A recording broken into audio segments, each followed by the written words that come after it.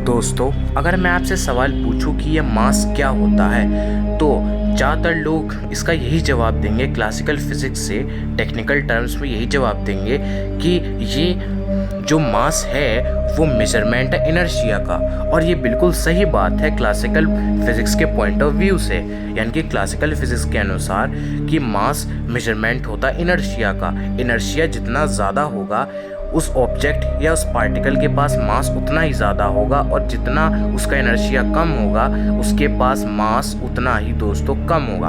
अब ये इनर्शिया क्या होता है, तो आइए इसे इनर्शिया को समझ लेते हैं। तो दोस्तों, इनर्शिया को अगर मैं एक्सप्लेन करूं तो इनर्शिया दोस्तों एक ऐसी एबिलिटी होती है जो कि हर ऑब्जेक्ट और हर पार्टिकल इसे फॉलो करता है, जितने भी सब्सटेंस फॉलो करते हैं, कि अगर उन पर कोई भी एक्सटर्नल फोर्स ना लगाया जाए तो वो मूव ही करेंगे। जैसे कि मतलब एक्सटर्नल फोर्स ना लगाया जाए तो वो मूव नहीं करेंगे, वो रेस्ट पे रहेंगे। जैसे कि अगर कोई भी टेबल पे पेंसिल रखी है, तो अगर आप उसको मूव करवाना चाहते हैं तो दोस्तों आपको मूव करवाने के लिए उस पर एक मैकेनिकल वर्क करना होगा, तभी वो अपने इनिशियल पॉइंट से डिस्प्लेस होगी यानी हटेगी। तो इसे इनर्शिया कहते हैं। और जितना ज़्यादा आपको मैकेनिकल वर्क डन करना पड़ेगा किसी ऑब्जेक्ट पे, उसका उतना ही ज़्यादा मास होगा, यानी कि मास मेजरमेंट होता है इनर्शिया का। अगर आप तब भी इस मास को नहीं समझ पाए तो आप इसको इस उदाहरण से समझ सकते हैं कि अगर एक ट्रेन, बहुत भारी ट्रेन अगर कहीं रुकी हो और अगर आप उसे खींचने लगें, आगे से या पीछे से ढकेलने लगें, तो आपको जो महसूस होगा उसको ढकेलते समय जो मेहनत करनी पड़ेगी, उसका जितना भी अमाउंट होगा तो वो मास होगा। यानी कि जब आप उसको ढकेलने की कोशिश कर रहे हैं ट्रेन को जो खड़ी हुई है स्टेशन पे, तो आप उसके मास को एक्सपीरियंस कर रहे हैं। तो आई होप कि अब आपको मास अच्छी तरह समझ में आ गया होगा। तो ये तो दोस्तों मास थी क्लासिकल फिजिक्स के पॉइंट ऑफ व्यू से। लेकिन अब हम बात करेंगे इससे क्वांटम फिजिक्स यानी कि क्वांटम मैकेनिक्स की तरफ से, यानी क्वांटम फिजिक्स क्वांटम मैकेनिक्स के पॉइंट ऑफ व्यू से हम मास को समझेंगे। तो दोस्तों, जब बिग बैंग हुआ आज से 13 to 14 अरब साल पहले बिग बैंग जब हुआ, तो माना जाता है कि एनर्जी एक ही पॉइंट पे सिमटी हुई थी, एक ही पॉइंट पे फोकस्ड थी।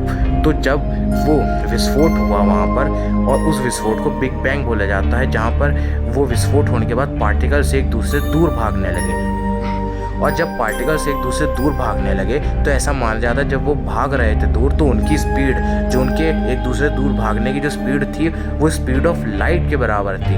अब दोस्तों, हम ये बात जानते हैं कि अगर कोई भी पार्टिकल, अब आप खुद सोचिए, जब पार्टिकल इतने ज़्यादा तेज मूव कर रहे थे एक दूसरे से, तो वहाँ पर केमिकल बॉन्ड्स बनना कैसे पॉसिबल होंगे, मैटर बनना कैसे पॉसिबल होगा? क्योंकि अभी हम लिविंग वर्ल्ड में रह रहे हैं, हमें पता है हम जिस अर्थ पे रह रहे हैं, पूरी गैलेक्सी, सन, सब मैटर से मिलके बने हुए हैं। जितने भी स्टार्स हैं सब मैटर से मिलके बने हुए हैं। मैटर कैसे बना है? पार्टिकल्स के कॉम्बिनेशन से। और जितने भी केमिकल कंपाउंड्स बने हैं वो भी केमिकल कंपाउंड्स जो बने हैं वो भी पार्टिकल्स के कॉम्बिनेशन से मिले हैं। यानी कि जो उनकी जो स्पीड थी, जिस समय वो फैलना शुरू हुए, वो कैसे न कैसे कम होनी चाहिए, तभी तो एक दूसरे के आसपास आके इंटरेक्ट होंगे और चीज़ें बनाएंगे, मैटर या केमिकल्स का निर्माण करेंगे।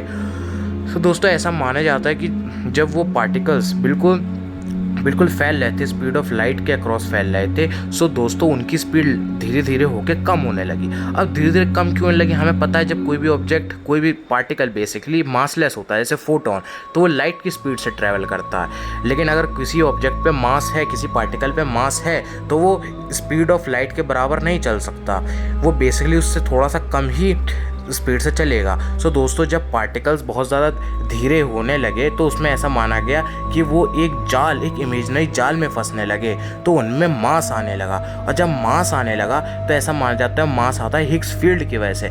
दोस्तों, हिग्स फील्ड एक इमेजिनरी फील्ड है, एक चादर की तरह है, जो कि हर पूरे ब्रह्मांड में फैली हुई है। और इस ब्रह्मांड में जितना पार्टिकल्स फैलता है, उसमें इंटरेक्ट होगा, उतना ही ज़्यादा उस पार्टिकल का मास होता है दोस्तों। इसको दोस्तों आप इस प्रकार समझ सकते हैं कि एक गुड़ है, गुड़ क्योंकि चिपचिपा होता है तो उसको हमने पूरे ब्रह्मांड में फैला दिया है।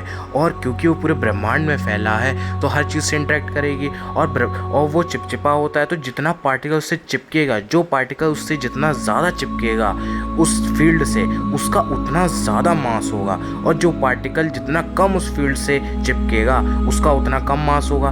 तो दोस्तों, जो पार्टिकल हिग्स फील्ड से ज़्यादा इंटरेक्ट करता है, उससे ज़्यादा इंटरेक्ट करता है, उसका ज़्यादा मास होता है। और जो पार्टिकल उससे कम इंटरेक्ट करता है हिग्स फील्ड से, उसका मास बहुत कम होता है, कम ही होता है।